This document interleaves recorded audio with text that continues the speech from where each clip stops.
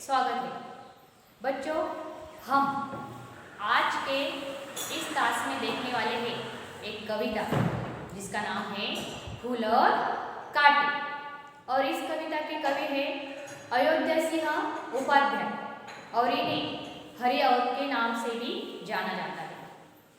तो अक्सर हम बच्चों जिस समाज में रहते हैं, जिस जगत में रहते हैं, हम देखते हैं कि हर इंसान का जो स्वभाव होता है, वर्तन होता है, वो अलग अलग तरह का होता है। बल्कि जो हमारा निसर्ग होता है उन्हें एक सी ही धूप प्रदान करता है, एक सी ही हवा देता है और तब भी हम देखते हैं कि हर इंसान का जो वर्तन होता है वो अलग अलग किस्म का होता है। छोटा सा हम उदाहरण लेंगे। एक ही घर में दो भाई, दो बहनें या और इंसान रहते हैं और दो भाई होने के कारण माता पिता उनको एक ही तरह का प्यार देते हैं। उनसे बातचीत करने का जो तरीका होता है, लेन देन का होता है, वो एक ही तरह का होता है। फिर भी दोनों भाई या बहनों में बहुत ही फर्क दिखता है हमें। एक भाई का जो स्वभाव होता है वो अच्छा होता है तो दूसरे का बुरा होता है। इसी तरह आज की कविता में कवि ने हमें एक फूल का उदाहरण दिया है जो गुलाब का फूल है। उसके माध्यम से हमें दुनिया में जो वर्तन होता है वो इस कविता में दिखाया गया है कि अगर हमारा जो दूसरों को मदद करने का जो तरीका है या हमारा जो अच्छा स्वभाव है उसी के ही कारण हम पहचाने जाएंगे, ना कि हमारे कुल के कारण। कुल का मतलब कि हम बड़े कोई राजा महाराजा इनके घर में जन्म लेते हैं तो हमें उस कुल के नाम से जाना नहीं जाएगा। हमें हमारे स्वभाव के कारण, हमारे अच्छाई के कारण दुनिया पहचानेगी। तो बच्चों, हम आज की कविता शुरू करेंगे। सबसे पहले हम कविता का वाचन करेंगे और उसका अर्थ समझेंगे। बच्चों, कवि हमें पहले पद में बताते हैं, है जन्म लेते जगह में एक ही पौधा उन्हें है पालता, रात में उन पर चमकता चांद भी एक ही सी चांदनी है डालता। बच्चों, कवि हमें बताते हैं एक ही तरह का पौधा होता है और उस पौधे पे जो हम यहाँ उदाहरण लेंगे गुलाब के पौधे का। ये गुलाब का पौधा कितना सुंदर होता है हम सबको मालूम है। कवि कहते हैं कि इस पौधे पर फूल और कांटे जो आते हैं वो एक ही पेड़ पर जन्म लेते हैं। कांटों के साथ साथ गुलाब के फूल भी उस पौधे पर जन्म लेते हैं और वो जो पौधा होता है दोनों को पालता है, कांटों को भी और फूलों को भी। और जो चांद होता है आसमान का, तो जो रोशनी बिछाता है उसकी शीतल छाया जो हमारे जमीन को जो ठंडी हवा देती है वो भी एक जैसे ही देता है। यहाँ चांदनी का मतलब लिया गया है कि प्रकाश। चांद का जो प्रकाश होता है वो चांद एक ही जैसा प्रकाशहीन फूलों को और कांटों को प्रदान करता है, यानी उन पर बरसाता है। दूसरे पद में कवि कहते हैं, मेह उन पर है बरसता एक सी उन पर हवाएं है बही, पर सदा ही ये दिखाता है हमें ढंग उनके एक से होते नहीं। बच्चों, मेह यानी जो बादल होते हैं वो बरसते समय कांटों पर कम पानी या फूलों पर ज़्यादा पानी नहीं डालते, वो दोनों पर भी एक ही जैसे बरसते हैं।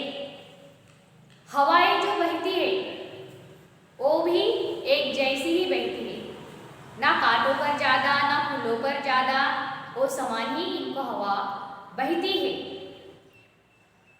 पर हम देखते हैं कि ढंग, कि उनके जीने का जो तरीका होता है, जो उनका स्वभाव होता है, वो कभी भी एक जैसा नहीं होता। कांटों का स्वभाव और फूलों का स्वभाव अलग अलग होता है।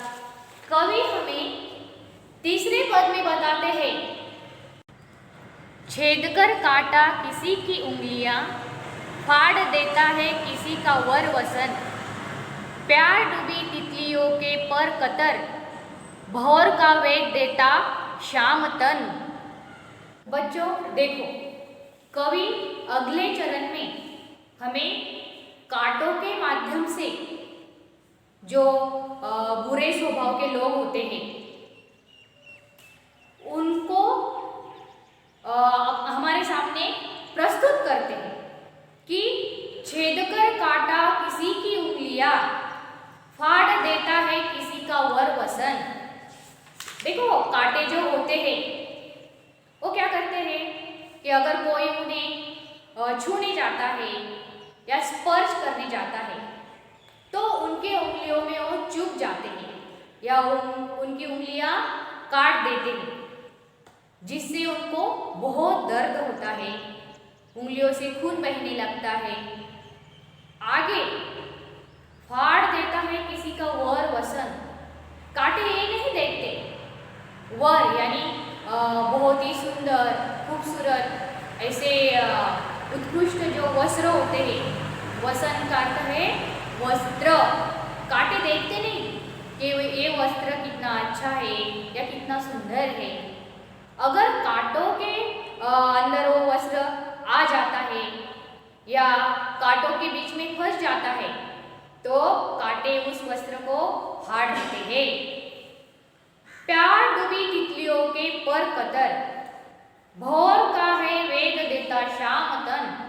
हम देखते हैं तितलियां कितनी खूबसूरत होती है, अलग अलग उनके रंग, उनके नरम से जो नाजुक पंखुड़ियां होती हैं, तो कांटे ये नहीं देखते कि वो कितनी सुहावनी है, कितनी नाजुक तरीके की होती है।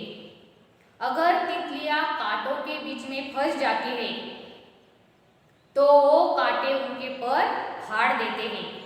और भौरा जो शाम तन, उसका काला सावला जो तन है, वो भी कांटों पर जब कांटों के बीच में जब फंस जाता है तो उसको भी वेग देते हैं, यानी उसको भी चीर देते हैं, फाड़ देते हैं, उसके तन को भी वो नुकसान पहुंचाते हैं। अगर वो कांटों के बीच में से निकलने के लिए झटपटाते हैं तो इस तरह से उनका तन फट जाता है या उन तितलियों के पर भी कट जाते हैं। इसी तरह के जो बुरे लोग होते हैं, अगर हम बुरे संगत में पड़ जाते हैं तो हम बुरा ही सोचते हैं, हम दूसरों को बुरी नज़र से देखते हैं, उनके बारे में बुरे बुरे विचार करते हैं कि ये लोग, उनको कभी हम अच्छी सलाह दे नहीं सकते, बुरे लोग कभी भी अच्छी सलाह दे नहीं सकते हम, और दूसरों को नुकसान ही पहुंचाते हैं। इसलिए हमें बुराइयों का साथ नहीं देना चाहिए। अगले पद में देखो, अगले कवि बताते हैं फूलों के बारे में। तो फूल लेकर तितलियों को गोद में, भौर को अपना अनूठा रस पिला, निज सुगंध और निराले रंग से, है सदा देता कली जी की खिला। कवि बताते हैं कि फूल किस तरह से अच्छा होता है। फूल लेकर तितलियों को गोद में, भौर को अपना अनूठा रस पिला। जो फूल होते हैं वो खुद ही बहुत ही सुंदर होते हैं, उन्हें अलग अलग रंग होते हैं, मगर इतनी सुंदरता, इतनी सुगंध उनके अंदर होने के बावजूद उनमें घमंड नहीं होता। वो तितलियों को और भौरों को अपने गोद में खिलाते हैं, यानी बिठाते हैं उन्हें।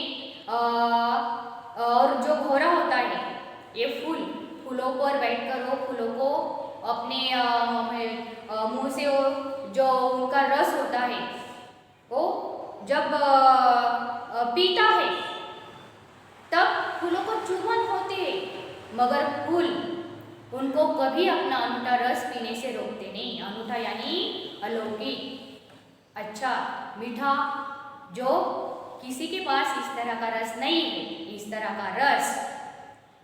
निज सुगंध और निराले रंग से है सदा देता कली जी की खिला।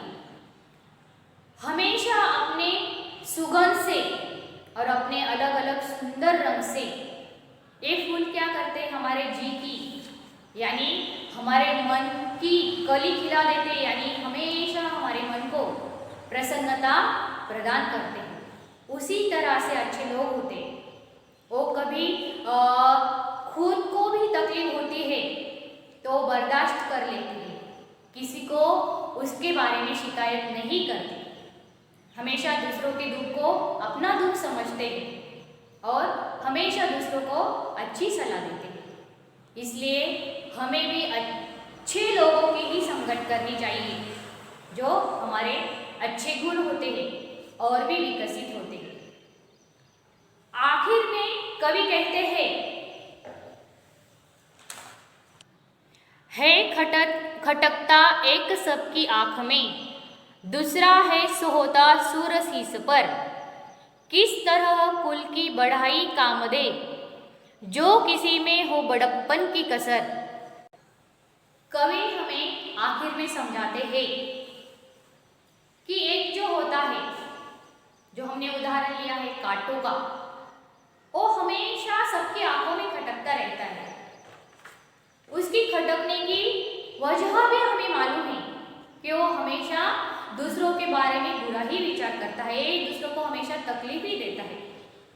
तो ऐसे लोगों को भी हम पसंद नहीं करते या हमारा समाज भी पसंद नहीं करता है।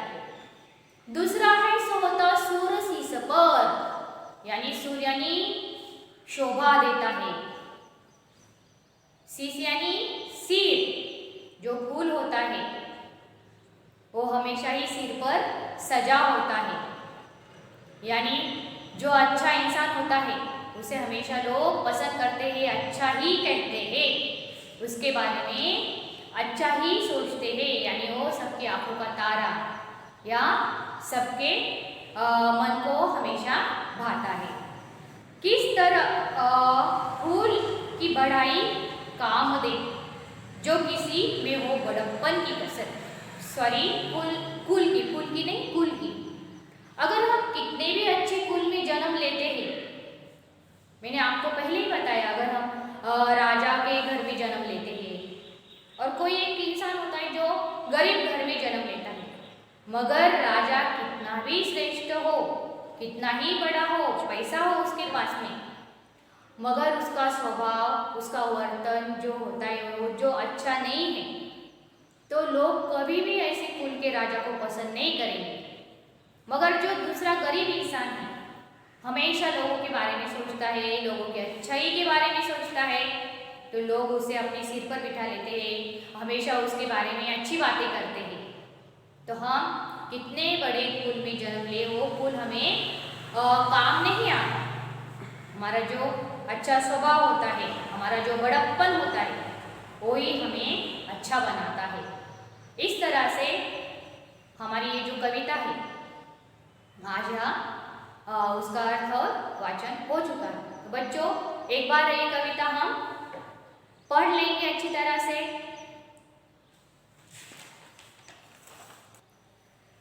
है जन्म लेते जगह में एक ही पौधा उन्हें ही पालता, रात में उन पर चमकता चांद भी एक ही सी चांदनी है डालता।